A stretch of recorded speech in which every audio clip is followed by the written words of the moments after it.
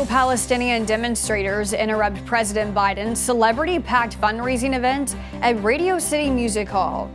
And the Wall Street Journal marks 1 year of reporter Evan Gershkovich being held in a Russian prison.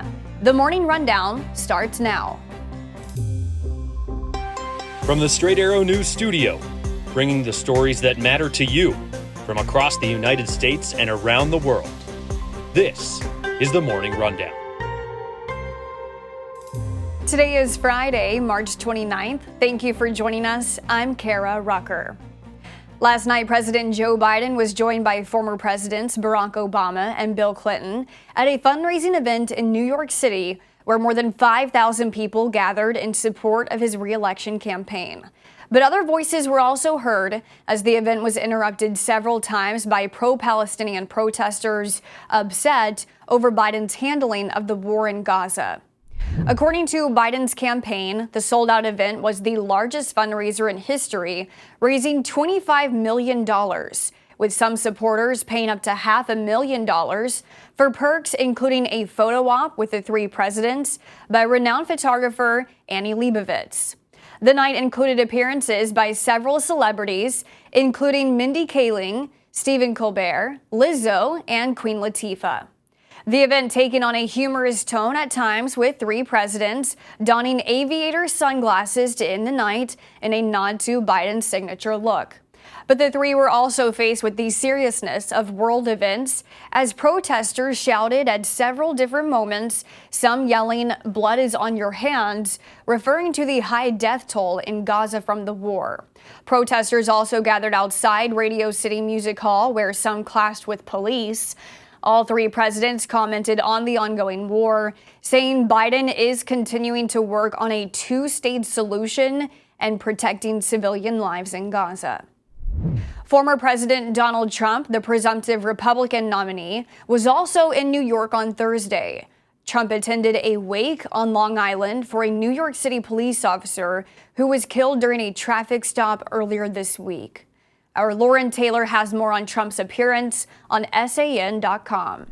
Today marks 1 year since Wall Street Journal reporter Evan Gershkovich was taken prisoner in Russia, detained on allegations of espionage, charges the reporter, the newspaper, and the U.S. government all deny.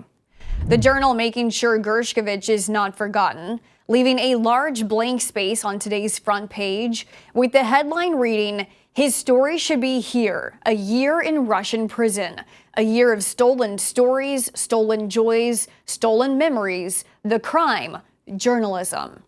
The Journal's editor-in-chief, Emma Tucker, writing a letter in today's edition saying, "Evan has shown remarkable willpower, strength, and even humor during his wrongful detention.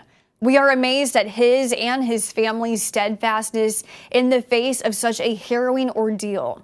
But their fortitude doesn't change the fact that Evan's detention is a blatant attack on the rights of the free press at a time when evidence abounds around the globe of the vital role that quality journalism plays in our society's understanding of world events and in bearing witness to history." There has not been a trial date set for Gershkovich. The Biden administration has approved $60 million in federal aid to Maryland after Tuesday's deadly collapse of a Baltimore bridge. Immediately following the cargo ship's deadly collision, President Biden committed to a rapid rebuild of the bridge, which is critical to the Port of Baltimore and the regional economy. Maryland Governor Wes Moore is focusing on recovery operations and navigating the logistical challenges to reopen the port and restore the vital transportation link. Moore says the U.S. Army Corps of Engineers is bringing in the Eastern Seaboard's largest crane to help remove the wreckage. The emergency relief funds will cover debris removal, detour setup, emergency repair, and reconstruction efforts. An 8-year-old child was the only survivor of a bus crash that killed 45 people in South Africa on Thursday. Authorities say the bus was carrying worshipers heading to an Easter festival when it veered off a bridge on a mountain pass, the bus plunging into a ravine before bursting into flames. The child was taken to the hospital where he was receiving treatment for serious injuries. Authorities say it appears the driver lost control of the bus. Search operations for the victims are ongoing. The U.S. House of Representatives is set to send 2 impeachment articles against Homeland Security Secretary Alejandro Mayorkas to the Senate on April 10th. In a letter to Senate Majority Leader Chuck Schumer, House Speaker Mike Johnson and others called on Schumer to schedule a trial expeditiously. Impeached federal officials face Senate trials to decide on their removal. Last month, the House narrowly impeached Mayorkas on charges of failing to enforce U.S. immigration laws and making false statements to Congress. Mayorkas says he's not responsible for the border crisis, instead pointing to a broken immigration system that Congress has failed to repair. According to Schumer, senators will be sworn in as jurors following the impeachment article's delivery. The House and Senate are currently on a 2-week break. Finally this morning, Philadelphia Eagles lineman Landon Dickerson recently became the highest paid guard in the NFL, signing a record 4-year contract worth $87 million.